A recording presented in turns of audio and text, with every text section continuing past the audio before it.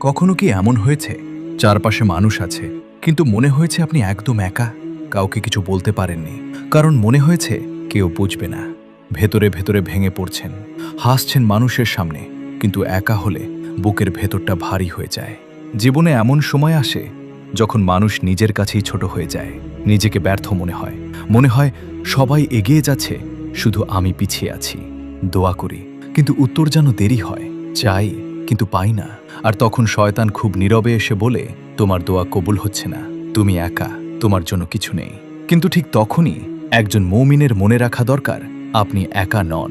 কারণ আপনি যখন কারো সাথে কথা বলতে পারেন না, তখনও একজন আছেন যিনি আপনার না বলা কান্নাও শুনেন। আপনি যখন সিজদায় মাথা রাখেন, আর কিছু বলতে না পেরে শুধু কাঁদেন, আল্লাহ সেই কান্নার ভাষাও বোঝেন। অনেক সময় আমরা ভাবি, আল্লাহ আপনি কি আমাকে দেখছেন? হ্যাঁ, তিনি দেখছেন। আপনার লুকানো কষ্ট, আপনার রাতাতের নিঃশব্দ কান্না, আপনার ভাঙা মন, সবই তার জানা। আল্লাহ বলেন, নিশ্চয়ই কষ্টের সাথেই রয়েছে স্বস্তি। মানে আপনি যে কষ্টে আছেন, এটাই শেষ না। এই অন্ধকারের পরও সকাল আছে।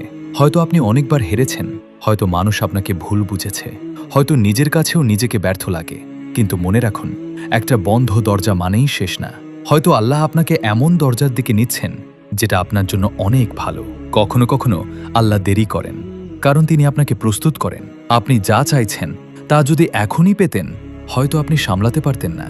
কখনো একা হলে বলুন, ইয়া আল্লাহ, সবাই যদি ছেড়ে যায়, আপনি আমাকে ছেড়ে যাবেন না। আমি দুর্বল, কিন্তু আপনি শক্তি দিন। আমি ভেঙে পড়েছি, কিন্তু আপনি আমাকে আবার দাঁড় করান। কারণ আল্লাহর কাছে বলা কোনো কথাই হারিয়ে যায় না।